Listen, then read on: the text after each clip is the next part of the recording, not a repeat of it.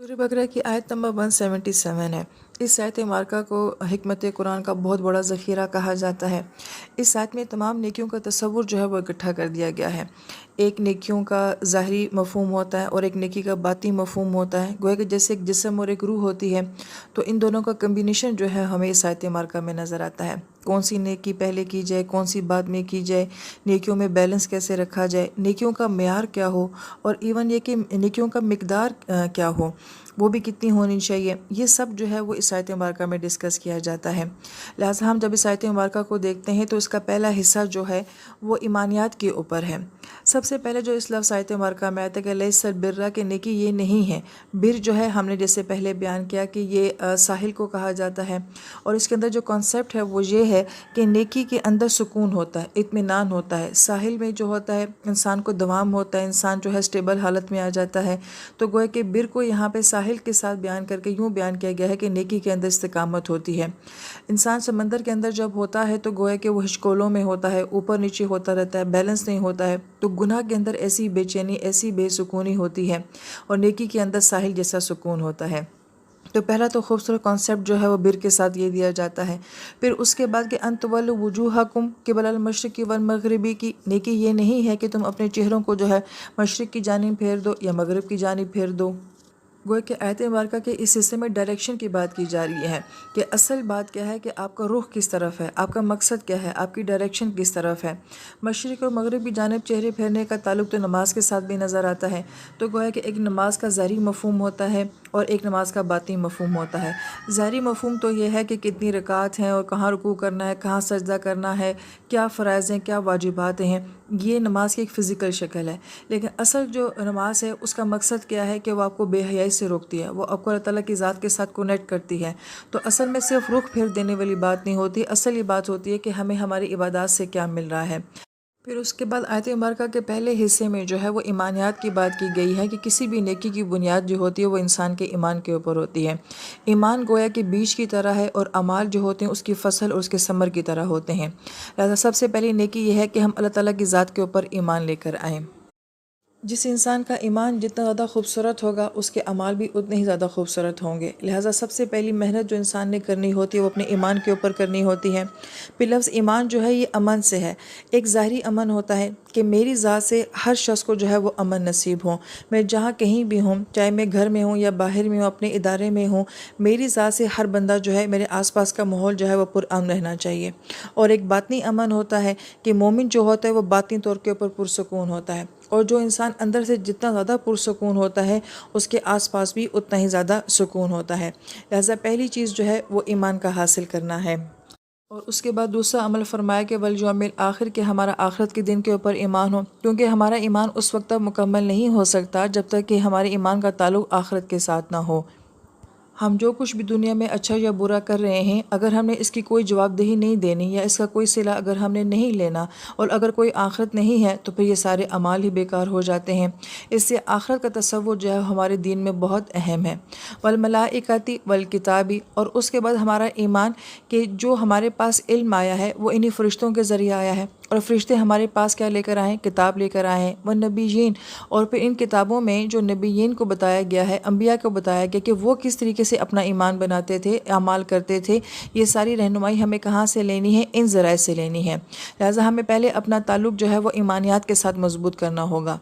پھر اس کے بعد آیا ہے عملی کام کرنے کا، وآت المال، اور پھر یہ کہ وہ شخص مال دے، علی حبہ، اس کی محبت میں۔ کس کی محبت میں؟ تو دو باتیں کہی گئی ہیں کہ ہم اللہ کی محبت میں اپنا مال دیں، یا پھر یہ کہ جو مال ہمیں بہت محبوب ہو وہ ہم اللہ تعالیٰ کی راہ میں دے دیں۔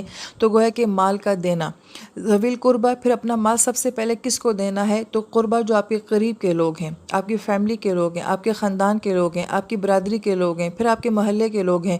پھر اس کے بعد انسان باہر جا کے چیریٹی کرے۔ ایسا نہ ہو کہ انسان باہر سب کو دے رہا ہے اور اپنے رشتہ دار جو ہیں وہ بھوکے ہوں، ایسا نہیں ہو سکتا۔ پھر اپنے رشتہ داروں میں بھی جو ہمارے زیر کفالت آتے ہیں، میری اولاد، میرے ماں باپ، ان کا حق زیادہ بنتا ہے، ذوی القربہ کے اوپر مال خرچ کرنا ہے۔ والیتامى، پھر اس کے بعد سب سے محروم طبقہ جو آتا ہوتا ہے وہ یتیمی کا آتا ہے. جس کا باپ نہ ہو اس سے بڑا کوئی محروم نہیں ہو سکتا ہے. یتیم کا مطلب بھی ہے تنہا رہ جانے والا، اکیلا رہ جانے والا.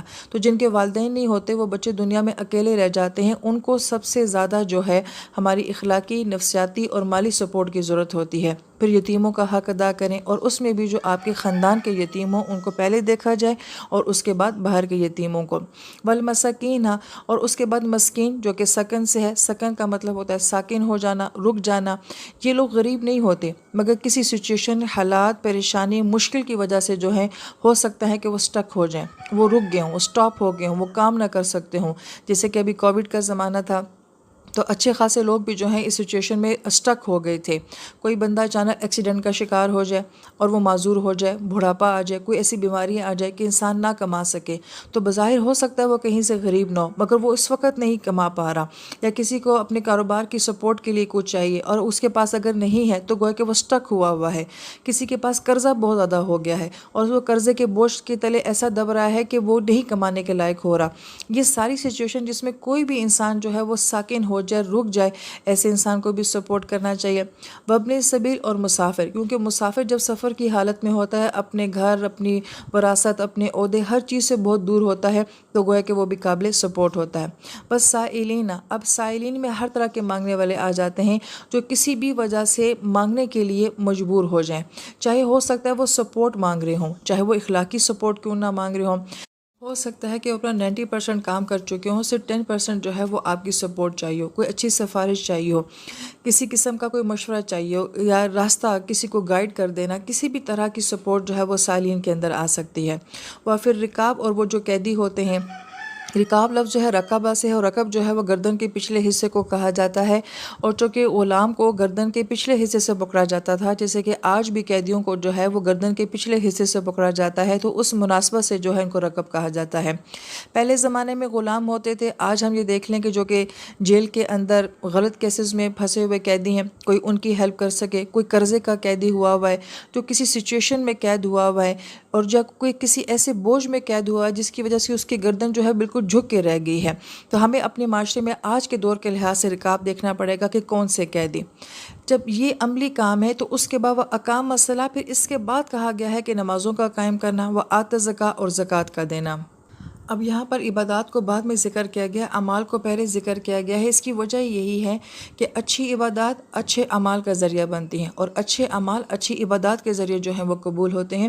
تو ان دونوں کا کمبینیشن ہونا بہت ضروری ہے، اور ان دونوں میں اعتدال ہونا بہت ضروری ہے. والموفون بعہدہم، اور پھر اپنے وعدوں کو پورا کرنا. موفون جو ہے یہ وفا سے ہے. وفا کا مطلب ہوتا ہے کسی سے کسی چیز کا پورا لینا. ہم دنیا میں جب یہ لفظ بولتے ہیں، ہم یہ کہتے ہیں کہ میں تم سے وفا کروں گی، تو اس کا مطلب ہے کہ پوری وفا کرنا، ہر طرح سے وفاداری کرنا. وہ لوگ جو اپنے وعدوں میں پورا اپنا وعدہ نبھاتے ہیں، وہ یہاں پہ بیان کیا گیا ہے.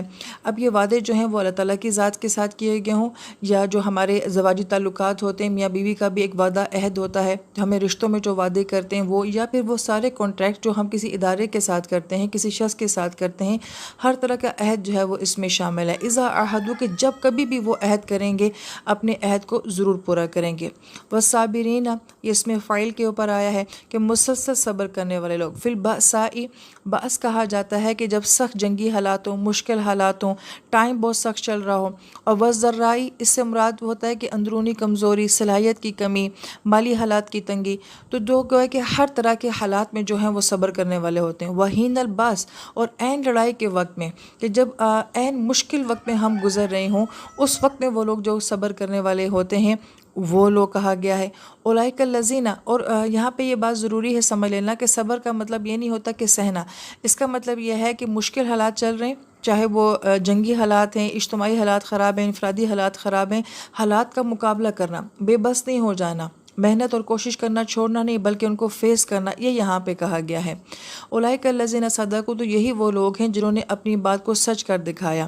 اب یہ سچ کا لفظ جو آتا ہے، سچ انسان کا قول بھی ہوتا ہے، عمل بھی ہوتا ہے، تصدیق بھی اسی سے ہے، صدقہ بھی اسی سے ہے، کہ یہ وہ لوگ ہیں جو کہ اپنی بات میں، اپنے ایمان میں، اپنے عمل میں، اپنے قول میں، اپنی سوچ میں، ہر چیز میں یہ لوگ سچے لوگ ہوتے ہیں، ہر بات کو سچ ثابت کر کے دکھاتے ہیں، پریکٹیکلی لحاظ سے بھی. وَأُولَئِکَ هُمُ الْمُتَّقُونَ، اور یہی وہ لوگ ہوتے ہیں جو اپنے آپ کو گناہوں سے بچانے کی کوشش کرتے ہیں. جو انسان اتنی سب نیکیاں کرے گا تو لازمی بات ہے کہ وہ اپنے آپ کو ایک بہت بڑی آگ سے بھی بچا رہا ہے اور گناہوں والی زندگی سے بھی بچا رہا ہے۔ اپنے آپ کو بچانے کا سب سے بہترین ذریعہ کیا ہے؟ تو گویا کہ ایمان اور اعمال کے ذریعے اپنے آپ کو بچانا۔